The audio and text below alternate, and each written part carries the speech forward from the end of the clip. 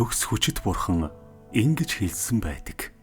Бурханы ажилд захирагдах нь бодтой байх ёстой ба амьдран харуулдаг байх ёстой.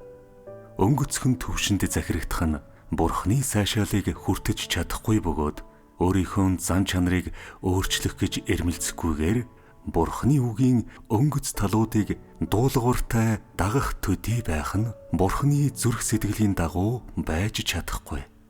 Бурханд дуулууртай байж Бурханы ажилд захирагдах нь ав адилхан юм. Зөвхөн Бурханд захирагдаад харин түүний ажилд захирагддаггүй хүмүүсийг дуулууртайд тооцож болохгүй.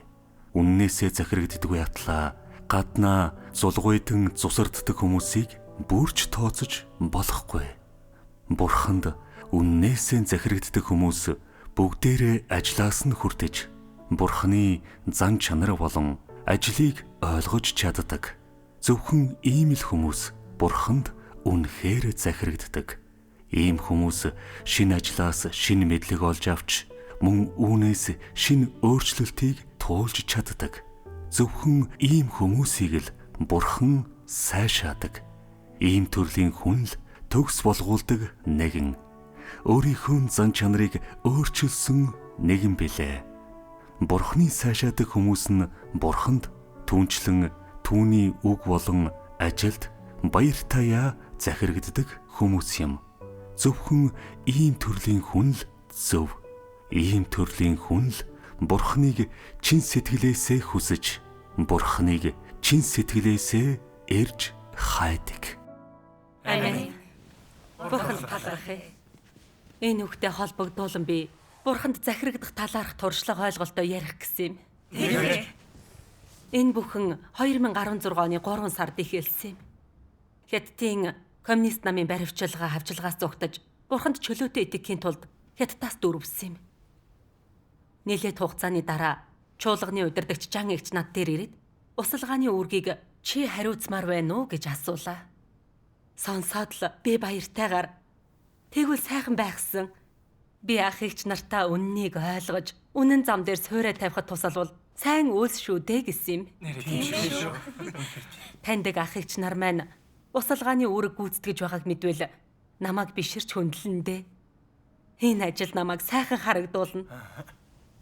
Найдлага тавьж эхэлж байтал удирдагч надтай дахин ярилцаж гинтийн асуудлаас болоод зарим эгч нүүх шаардлагатай болоод тохирох газар олдсонгүй. Танай гэр яг тохирох юм байна. Тэдний гэртээ байлгах үүрэг гүйцэтгэхүү гэж асуусан юм. Би сонсоод л дотор бачуурмар санагдлаа. Усалгааны үүрэг гүйцэтгэнэ гэж бодож байтал гэртээ зочид байлгана гинүү. Би бүх цагаа гал тогоонд л өнгөрөх болно үсттэй. Хэцүүг нь яахав гэхэд гол нь ичгүүртэй байх болно. Гадаад ертөнцид би том бизнестэй өөр ингэсэн үйлдвэртэй байсан. Найзууд хамаатнууд маань намайг супер эмэгтэй гэдэг. Манай гэрийн угаалга, хоол, цэвэрлэгээ зэргийг асрагч маань хийдэг байсан. Гэтэл одоо би бусдад хоол хийж өгөх болох нь. Дотроо үнэхээр хиймээргүй байсан юм. Гэвч эгч нар маань амьдрах газар олоогүй. Үүргээ 50 биелүүлж чадахгүй байдаг. Манайх зочид байлгахад тохиромжтой. Би ч дурамчхан зөвшөөрсөн. Дараагийн хэдэн өдөр гаднаа зочдод үйлчлэх үүргээ биелүүлж байсан ч дотроо бол үргэлж бачуурч сэжиг төрж эхэлсэн. Ах эгч нар намайг усалгааны үүрэгт тохирохгүй гэж бодсон юм болов уу? Үгүй бол яагаад зочид аваач гэх вүлээ? Таньдаг ах эгч нар маань үүнийг олж мэдвэл намайг үнний бодит байдалгүй зочин хүлээж авахаас өөр үүрэг биелүүлж чадахгүй гэх болов уу? Ийм бодол намайг улам бухимдуулж байв. Энэ үед би өмнө нь Бурхны өмнө гаргасан шийдвэрээ бодлоо. Надад ямар ч үүрэг өгсөн бай. Чуулганы ажилд тустай л бол 100% хийх болно. Надад таалагдахгүй байсан ч Бурхныг дуулууртай дагна гэсэн. Тийм шүү. Тийм шүү. Гэхдээ яагаад гэртээ зочид байлгахыг надаас үсгэд яагаад дуулууртай дагаагүй юм бол? Би сэтгэлдээ Бурханд чимээгүй залбирч Бурхан минь, та гэртээ зочид байлгах үүргийг надаар хийлгэхээр зохицуулчих. Гэтэл би дотроо тэрсэлж захирагдаж чадахгүй юм. Бурхан минь, таны хүслийг ойлгоход тусалж намайг гэгэрүүлж залж чиглүүлээч гэлээ. Дараа нь Бурханы үгээс 2 хэсгийг уншсан юм. Хүмүүс Бурханыг дуулууртаа дагаж чадах хэсгийг шалгахад тэд Бурханаас хэрээс хэтэрсэн зүйл хүсдэг эсхийг далд сэдэлтэй эсхийг харах нь гол юм. Хэрвээ үргэлж Бурханд шаардлага тавьдаг бол түүнд дуулууртай биш гэдгийг энэ нь баталдаг. Тийм шүү. Тийм ээ. Юу ч тохиолдсон хамаагүй. Чи Бурханаас үүнийг хүлээн авч үннийг эрж хайж чадахгүй. Хувийн үзэл бодлыг ярьж үргэлж өөрийнхөө л зөв гэж бодон тэрч бүхэл Бурханд эргэлзэж чаддаг бол асуудалд орно. Ийм хүмүүс хамгийн их биеэ тоосон Бурханд тэрслүү байдаг. Тийм ээ. Бурханд шаардлага тавьдаг хүмүүс түүнийг дуулууртаа дагаж хизээж чадахгүй. Чи шаардлага тавьдаг бол энэ нь Бурхантай наймаалцаж байгааг чинь. Мөн өөрийнхөө бодлыг сонгож өөрийнхөө бодлын дагуу үйлдэж байгааг батлана. Энэ бол урвалт, дуулууртай байдал биш. Жинхэнэ дуулууртай байдал гэж юу вэ? Бурханы хийсэн хүснээр чинь болох болгонд бүх зүйл сэтгэлд нийцтэй, зохистой гэж чамд санагддаг бөгөөд чамд онцгойрох боломж олдох үед энэ нь нилээд алдар цуудаа санагдан Бурханд талархъя гэж чи хэлдэг. Мөн түүний зохион байгуулалт зохицуултад захирагдаж чаддаг. Гэвч онцгойрч хизээж чадахгүй.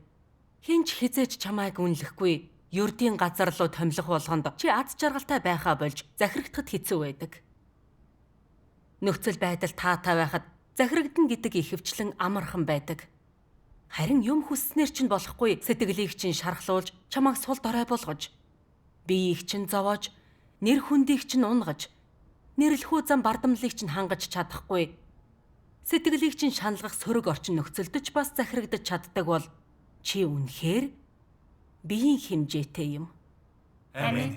Амен. Бурхны үг надад жинхэнэ дуулууртай байдал бол арилжаа биш, сонголт байдаггүй. Тийм шүү. Миний санаанд нийцэх надад ашигтай үг нь хамаагүй. Гол нь Бурханаас ирсэн л бол чуулганы ажил тустай л бол захирагдах ёстойг минь харуулсан. Амен. Гэтэл би яав? Үүрэг хүлээж авах болоход би сэтгэлдээ Бурханы хүслийг анхаарч чуулганы ажил туслахыг бодсонгүй. Харин дотроо бусдад онгирч чадах хэсэх, бусдаар хүндлүүлэх хэсэх, нэрлэх сэтгэлээ хангах тухай л бодож байж. Энэ Бурханд захирагдах гэж юу? Бүлгийн удирдагч байсан үеэ эрхэн бодлоо. Чуулганд ажил гарахад удирдагч эхлээд надтай нөхрөлдөг. Тэр үед удирдагч намайг өндрөөр үнэлдэг, ах эгч нарч хүндэлдэг гэд. Ямар ч үүргийг түүртэлгүй хийж, хичнээн хэцүү байсан ч би дуртаяа хийдэг байсан. Гэвч одоо энэ үүргийг хүлээж авахад би сөрөг болж энэ үүргийг дорд ажил гэж бодсон. Гол нь хичнээн хичээсэн ч миний хүчин чармайлт бусдад харагдахгүй учраас үүнд дургүйцэж үүнийг хийхийг хүсээгүй. Тэр мөчтөл би бусдад гайхуулж хүндлүүлж болох учраас л хуучин үүрэгтээ маш их хүчин чармайлт гаргадаг байснаа ойлгосон. Гэртээ зочид байлгах үүрэг нэр төрхөө хүслийг минь хангаж яагаад чадахгүй учраас л би захирагдаж чадаагүй. Тэгтэл үүргээ үргэлж шилж сонгодог байснаа би ойлгох шиг болсон. Яавал миний нэр хүндэд ашигтай байхыг үргэлж боддог байж. Огтхон ч үннийг эрэлхийлж Бурханд захирагдаж байгаагүй. Тийм шүү. Дараа нь Бурханы энэ үгийг уншсан. Үннийг хэрэгжүүлэх чадвартай хүмүүс үйлдэлдээ Бурханы ажиглалтыг хүлээн зөвшөөрч чаддаг. Бурханы ажиглалтыг хүлээн зөвшөөрөхөд зүрх сэтгэл чинь зөв болдог. Хэрэг бусдад харуулах гэж л Альвакийн Бурханы ажиглалтыг хүлээн зөвшөөрдөггүй бол Бурхан зүрх сэтгэлд чинь байгаа хэрэг үү? Ийм хүмүүст Бурханаас эмээх зүрх сэтгэл байдаггүй. Альваг өөрийнхөө төлөө бүүхий. Өөрийнхөө ашиг сонирхол, байр суурь, нэр нүр, нэр хүндийг үргэлж бүү бодолц. Хүмүүсийн ашиг сонирхлыг бүү харгалз. Бурханы гэрийн ашиг сонирхлыг бодож үүнийг энэ тэргүүнд тавих ёстой. Мөн Бурханы хүслийг анхаар. Чи өөрийн үүргээ биелүүлэхдээ холцтой байсан эсхэ. үнэнч байх, хариуцлага биелүүлэхэд чадах бүхнийг хийж, байгаа бүхнээ өгсөн эсхээ өөрийн үүрэг болон Бурхны гэрийн ажлыг чин сэтгэлээсээ тунгаан бодсон эсхээ эхлээд бодох хэрэгтэй. Эдгээрийг бодолцож байвал үүргээ биелүүлэхэд амар байх болно. Амен. Би Бурхны үгээс хэрэгжүүлэлтийн замыг олсон. Үүрэгтэй Бурхны шилжилтийг хүлээн зөвшөөрч, Бурхнаас эмээх сэтгэлтэй байж, ашиг хонжоо хөөцөлдөхөө болж, чуулганд тустай зүйлэл байвал хийх л ёстой. Амен. Тийм шүү. Бурхны хүслийг ойлгоод би ингэж залбирсан юм. Бурхан минь, таны шилжилтийг хүлээн зөвшөөрөхөд билээ. Бусад хүн намайг юу гэж бодох хамаагүй. Зөвхөн таны зохицуулалтад захирагдаж, зочид хүлээн авах үүргээ биелүүлнэ. Амен. Үүнээс хойш хэд хоногт харин оронд дөнгөж ирсэн болохоор юм худалдаж авах надад хэцүү байгааг эгч нар маань мэдээд цаг гаргаж хэрэгцээ зүйлс худалдаж авахд минь хамт явсан. Үүргээсээ болоод үнэхээр завгүй байсан ч тэд боломжтой үедээ гэрийн ажилд тусалж байлаа. Асуудал гарах болгонд Бурхны үгийн талаар нөхөрлөж, надад тусалж дэмжих гэж хувийн туршлагаасаа нөхөрлөнө. Бурханд талархъя. Гэртээ зочдод үйлчлэлээ гэд эгч нараас хинч намайг дорд үзэж надаас зай бариагүй. Ах эгч нартайгаа хамт үүрэг биелүүлэхэд дээд дорд гих зүйл үнэхээр байхгүйг би ойлгож авсан. Тийм шүү. Бид Бурхны өмнө үүрэг хариуцлагаа биелүүлж байгаа. Амен. Амен. Энэ туршлагын дараа би үүрэгтэй багч болов захирагдаж чадсан гэж бодсон ч уг чанар мөн чанарынхаа талаар бодтой ойлголтгүй учраас алдар нэр хөөцөлдөх санаагаа бүрэн орхиогүй л байлаа. Надад таалагдахгүй нөхцөл байдал гарахад би дахин илчлэгдсэн. Хэсэг хугацааны дараа чуулганы удирдагч над руу залгаад Жоо ихч сайн мэдээ номлоод завгүй байгаа. Бямб гариг бүр зав гаргаад хагас өдөр Жоо ихчийн охиныг харж чадах уу гэж асуусан юм. Хүүхэд харах энэ санаа надад огтхон ч таалагдаагүй.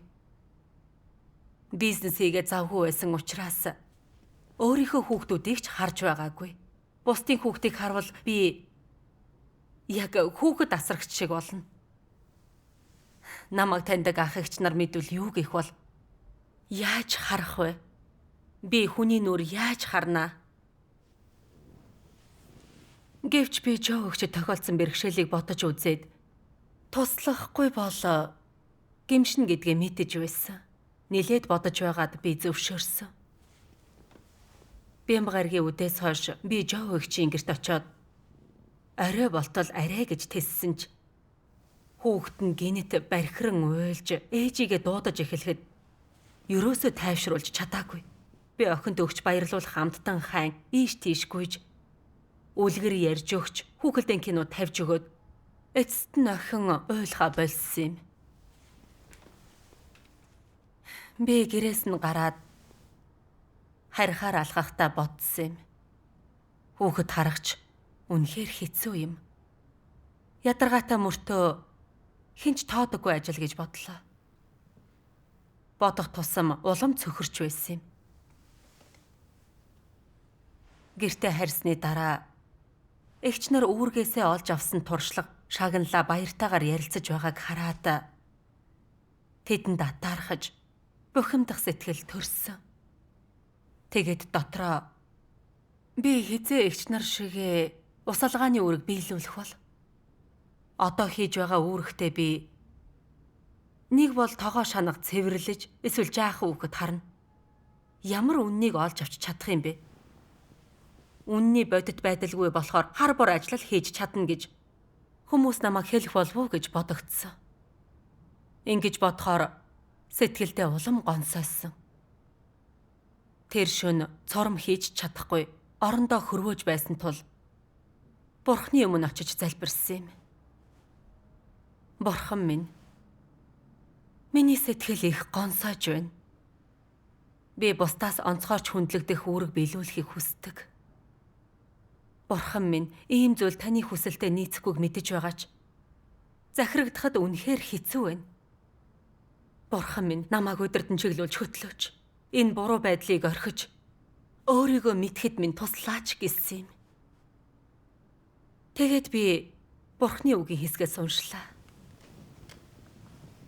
Хүний бодол санаа болгоны дотор үйлдэл бүрийнхэн цаад сэдэл дотор завхарсан зан чанар нь нуугдаж байдаг. Энэ нь аливаа зүйлийн талаарх хүний үзэл бодол бүрт мөн Бурхны хийдэг бүхэнд хандах тэдний хандлага дах бодол, ойлголт, үзэл, хүсэл болгоны дотор нуугдаж байдаг. Эдгээр зүйлийн дотор энэ нь далдлагдаж байдаг. Завхарсан сатаанлаг зан чанар хүмүүст гүн үнсэлсэн байдаг. Тэдний ам болдог. Хүмүүс чухам юу ирж хайж олж авахыг хүсдэг вэ? Завхарсан сатаанлаг зан чанарын хөдөлгөгч хүчээр удирдуулсан хүмүүсийн туйлын зорилго, найдвар, санаархал, амьдралын зорилго чиглэл юу вэ? Тэд эерэг зүйлсийн эсрэг явдаггүй гэж юу? Нэгдүгээрт хүмүүс нэр алдар төрхийг үргэлж хүсдэг.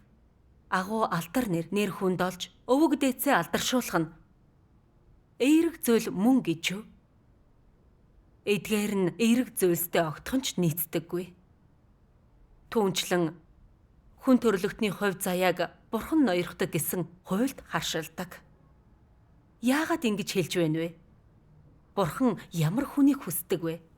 Тэр агуу, алдартай, язгууртан хүн юм уу? Дэлхийд шууган тарьсан хүнийг хүсдэг үү? Үгүй ээ. Тэгвэл Бурхан ямар хүнийг хүсдэг вэ?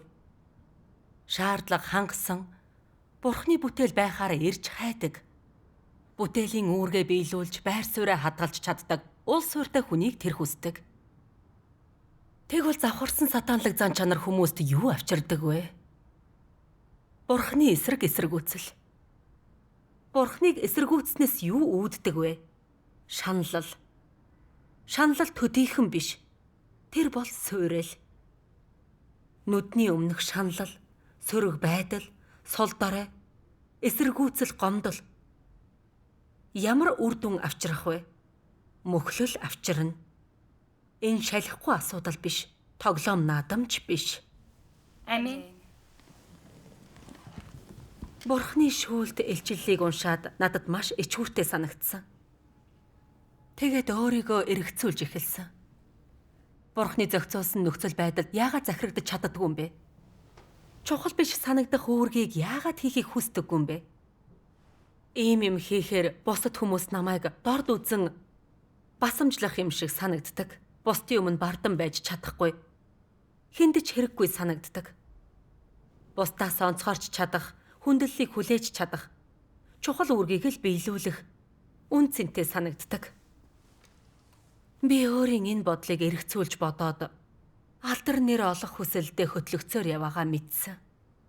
Би хүн нэрээ тогос өдөө галуу ганганахад цуураа нүлддэг шиг хүн өв залхамжлалаа үлдээдэг, хүн дээшээ тэмүүлдэг, ус уруугаа урсдаг гэх мэт сатаанлаг хороор амьдарч байжээ. Энэ хор эртнээс миний дотор үндсэлж, миний ам болж намайг үнэхээр бие тоосон ихэрхүү болгожээ. Би бусдаар хүндлүүлэх дуртай, нэр төртэй байх дуртай. Тэгээд эдгээрийг амьдралынхаа гол зорилгоо болгосон.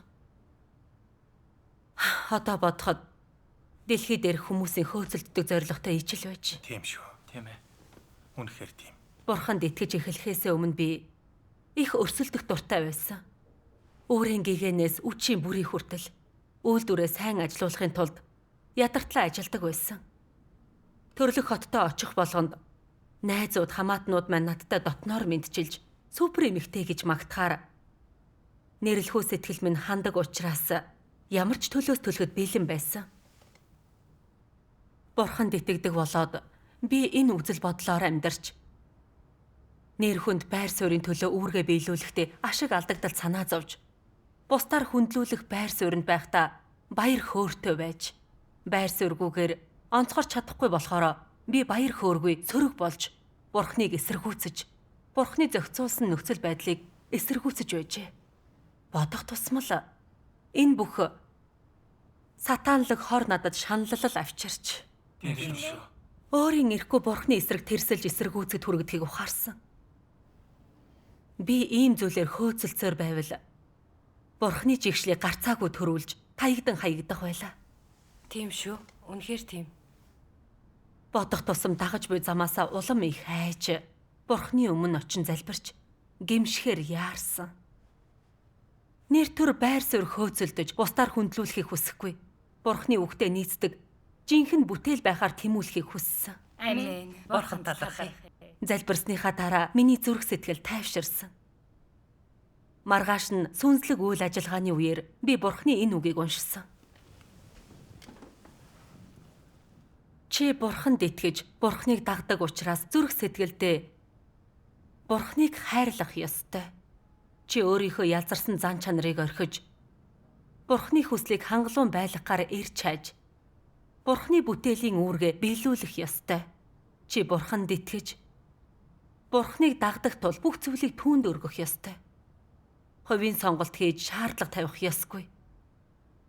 Бурхны хүслийг хангалуун байлгах ёстой. Чи бүтээгдсэн хүн учраас чамайг бүтээсэн эзнийг дуулууртай даг. Учир нь чи өөрийгөө захирч чадахгүй. Хувь заяагаа хянах ямар ч чадваргүй байдаг. Чи Бурханд итгэдэг хүн болохоор ариун байдал болон өөрчлөлтийг эрж хайх ёстой. Чи нэгэнт Бурхны бүтээл тул өөрийн үүргийг мөрдөж, биеэ зөв авч явж, өөрийн үүргээс хэтрэх учиргүй. Энэ нь чамайг хязгаарласан биш, хоосон сургаалаар дамжуулан чамайг дарах гэсэн биш. Харин энэ нь үүргээ биелүүлэх зам, зөв шударгыг хийдэг хүн бүхний хүрч чадах хүрэх ёстой зам юм. Амен. Бурхны үгийг уншаад би ойлгосон юм. Түүний бүтээл учир би Бурхны дүрм зохицуултад захирагдах ёстой. Амен. Үннийг, зан чанарын өөрчлөлтийг эрэлхийлэх нь миний гүйцэтгэх үүрэг, эрэлхийлэх ёстой зүйл. Тийм шүү. Амен. Бурхны зохицуулсан нөхцөл надад таалагдаагүй ч Бурхны санаа цаана нь байж. Тийм шүү. Намааг ариусгаж, өөрчлөх гэж энэ бүхнийг зохицуулсан байж. Амен. Би цаашид нэр хүнд хөөцөлдөхгүй. Үүргэж шилж сонгож болохгүй. Тийм шүү. Би үннийг эрэлхийлэхэд анхаарч, Бурхны үгийн шүүлт гисгэлтийг хүлээн зөвшөөрч, завхарсан зан чанараа шийдвэрлэн, үүргээ сайн гүйцэтгэхэд бүхнээ зориулах хэрэгтэй. Амен. Бурхан талархъя. Түүнээс хойш би бусад хүн миний талаар юу гэж боддогт биш. Бурхны өмнө үүргээ гүйцэтгэхдээ анхаарах болсон. Заримдаа ах эгч нар үүргээсээ болоод завгүй хүүхдүүдэд харах цаггүй бол би тусламж санал болгодог болсон. Бурхан талархъя. Ах эгч нар сайн мэдээ номлож, илүү олон хүнийг Бурхны өмнө авчрахыг хараад би зүрх сэтгэлдээ баярлдаг. Бурхан талархъя. Амен. Хэдийгээр би үүргээрээ онцгорч чадахгүй ч харин ах эгч нарынхаа сэтгэл санааг тайван байлгаж, хаанчлалын сайн мэдээг дэлгэрүүлэхэд хувь нэмрээ чимээгүйхөө оруулж чадаж байгаа нь бас их чухал юм шүү. Тийм шүү. Энэ хугацаанд гэртээ зочид байлгаж, хүүхэд харахад тусалж байхад алдар нэр хөөх хүсэл минь ханаагүй ч би маш их урам авсан. Тийм шүү. Нэр хүнд байр суурь хөөцөлдөх нь зөв зам биш гэдгийг мэдсэн. Бурхны захирал зохицуултад захирагдаж, үүрэгтээ чадах бүхнээ хийх нь миний эрэлхийлэх ёстой зүйл. Амен. Бурхан талархъя. Бурхны гэрдэх үүрэгт үнэндээ дээд доод гэх зүйл байхгүй гэдгийг би ойлгож авсан. Тийм шүү. Ямар үүрэг биелүүлэх нь хамаагүй, сурах сургамж байхын дээр хэрэгжүүлж орох үнэн хизээд байдаг. Үнэнд захирагдаж эрэлхийлж байгаа цагт хизээд шанг нь хүртэнэ. Тийм ээ. Амен. Бурхан хичнээн зөвхт болохыг хэнийг ч ялгадаггүйг энэ надад харуулсан. Энэ өчүүхөө ойлголт өөрчлөлтийг олж авсан нь миний амьд Бурхны хайрлсан бэлэг юм. Бурханд талархъя. Бурхан талархъя.